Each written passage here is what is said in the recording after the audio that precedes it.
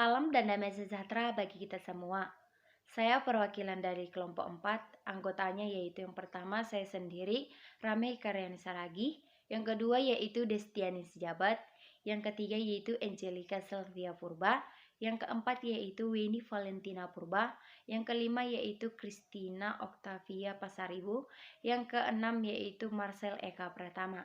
Di sini saya perwakilan untuk mempresentasikan hasil diskusi kami melalui video ini mengenai kritik dan esai.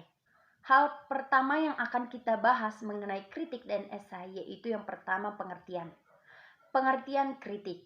Kritik adalah kencaman atau tanggapan atau kupasan, kadang-kadang disertai uraian dan pertimbangan baik buruknya terhadap suatu hasil karya pendapat.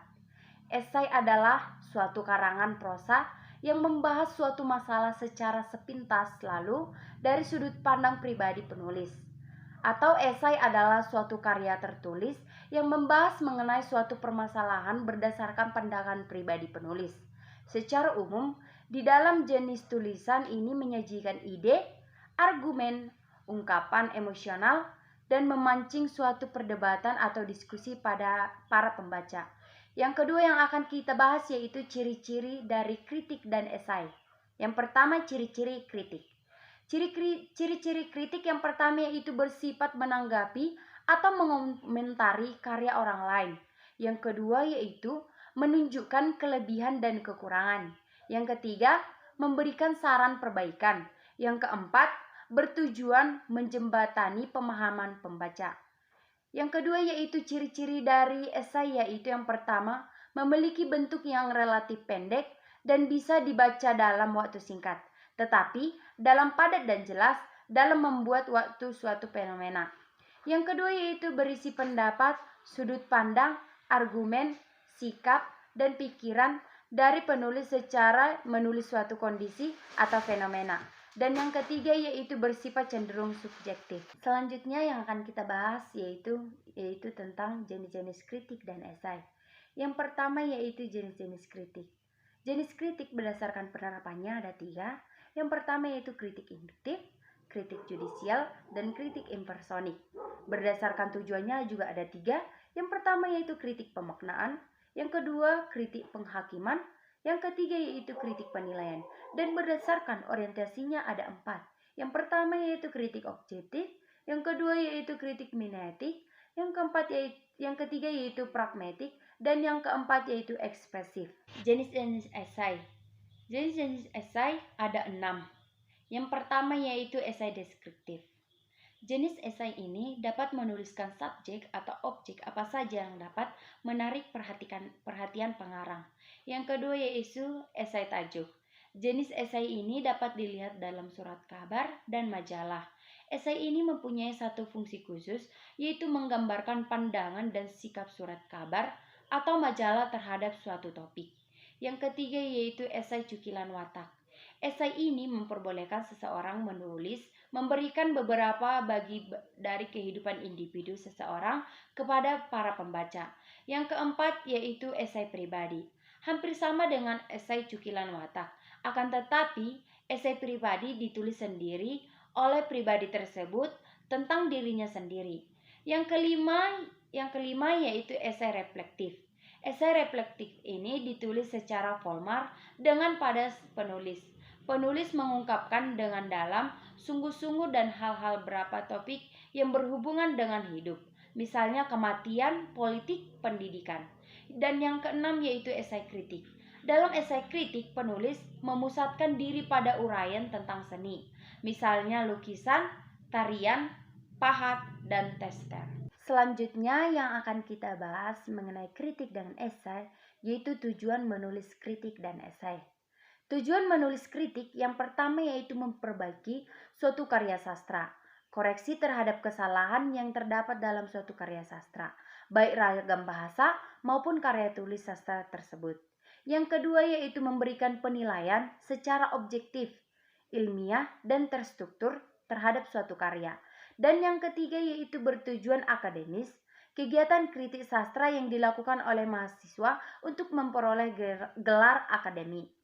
Yang kedua yaitu tujuan menulis esai. Tujuan menulis esai yang pertama yaitu untuk meyakinkan pembaca agar percaya terhadap pendapat, pendirian, atau penilaian kita tentang suatu hal. Dengan tujuan tersebut, pendapat yang dituangkan dalam esai hendaknya disertai dengan data-data atau fakta yang menunjang agar pembaca yakin terhadap pendapat penulis. Selanjutnya yang akan kita bahas yaitu fungsi kritik dan esai. Fungsi kritik.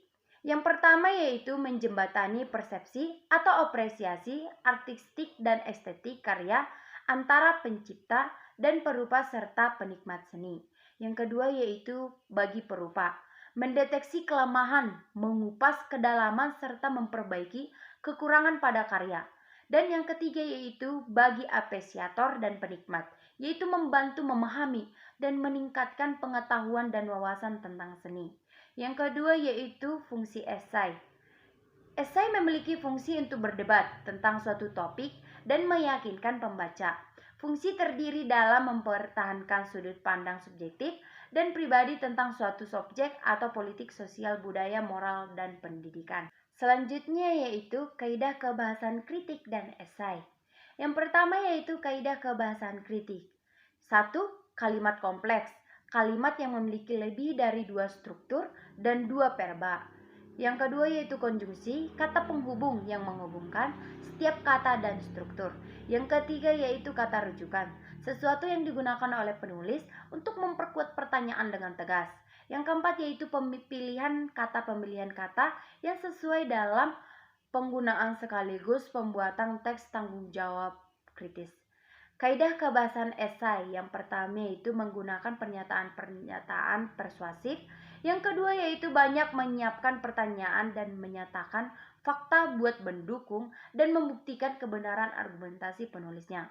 Yang ketiga yaitu menggunakan ungkapan dan pernyataan yang mengomentari atau menilai. Perbedaan kritik dan esai.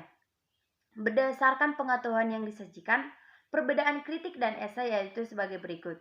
Yang pertama yaitu objek kajian kritik adalah sebuah karya, sementara objek kajian esai adalah karya atau fenomena.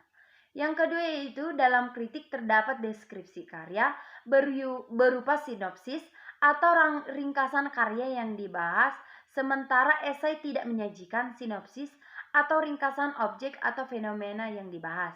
Yang ketiga yaitu kritik menyajikan data objektif, sementara esai tidak selalu membutuhkan objektif. Selanjutnya yang akan kita bahas yaitu struktur kritik dan esai. Struktur kritik yang pertama yaitu tesis, yaitu pernyataan pendapat, tanggapan, komentar atau suatu hal komentar tersebut akan berkaitan dengan teori yang diperkuat pada bagian argumen. Yang kedua yaitu argumentasi, bukti atau alasan untuk memperkuat pernyataan dalam tesis. Dan yang ketiga yaitu penegasan ulang, yaitu mengungkapkan kembali tanggapan terhadap suatu objek atau subjek. Struktur esai yang pertama yaitu pendahuluan. Unsur-unsur yang terdapat pada bagian pendahuluan terdiri dari latar belakang, pendapat pribadi mengenai penulis, sama esai yang nantinya akan dibahas secara lebih jelas. Yang kedua yaitu isi atau pembahasan. Dalam bagian isi, penulis dapat menggambarkan opini yang ada di kepala sang penulis untuk ditulis secara kronologis atau sesuai dengan ide yang disusun dalam sebuah esai. Dan yang terakhir yaitu yang ketiga yaitu kesimpulan atau penutup. Pada bagian ini berisi rangkuman dan ringkasan yang sebelumnya sudah dikatakan dalam pendahuluan dan pembahasan. Selanjutnya yaitu yang perlu kita ketahui juga manfaat kritik dan esai. Manfaat kritik yang pertama yaitu meningkatkan kualitas tulisan pada karya seni. Yang kedua, menanamkan motivasi untuk menulis. Yang ketiga, menjembatani kesenjangan antara pembaca dan karya sastra. Dan yang keempat yaitu menumbuhkan kecintaan pembaca terhadap suatu karya. Manfaat esai yang pertama yaitu untuk mengembangkan gagasan-gagasan baru dari sudut pandang yang berbeda. Yang kedua yaitu sebagai solusi baru yang mungkin dapat direalisasikan pada bidangnya. Yang ketiga yaitu sebagai bahan perkembangan oleh semua pihak dan mengeluarkan bagian. Hal selanjutnya yang akan kita bahas yaitu ada beberapa hal yang harus kita perhatikan dalam menulis sebuah esai atau kritik dalam suatu karya sastra. Yang pertama yaitu, setiap kritikus yang cakap harus memperhatikan sebagai hal yang terdapat pada setiap karya sastra. Yang kedua yaitu, kecermatan dalam mengungkapkan berbagai hal yang terdapat dalam karya sastra tersebut, tergantung pada tingkat ketajaman perasaan kritikus. Kritikus agar dapat menanggap kepribadian karya sastra harus memiliki rekreasi. Yang ketiga yaitu artistik. Kritikus harus tahu bahwa yang digunakan dalam sastrawan atau harus akrab dengan berbagai jenis gaya bahasa, idiom, komposisi, latar belakang, dan kebudayaan. Setelah mengetahui hal apa saja yang harus dilakukan untuk menulis kritik dan esai, hal apa saja yang harus diperhatikan, serta hal lain tentang kritik dan esai, maka dapat ditemukan aspek dalam menulis kritik dan esai. Yang pertama yaitu aspek historis. Aspek historis yaitu berkaitan dengan watak dan orientasi. Kedua yaitu aspek rekreatif, yaitu mengungkapkan apa yang ditangkap atau yang telah diungkapkan sastrawan. Baiklah teman-teman, sampai di sini hasil presentasi saya. Kiranya presentasi saya mengenai kritik dan esai dapat berguna dan bermanfaat bagi teman-teman semua. Jika ada kata-kata penyampaian saya yang salah ataupun penyampaian materi saya salah mengenai kritik dan esai, saya mohon maaf. Atas perhatian teman-teman semua, saya mengucapkan terima kasih.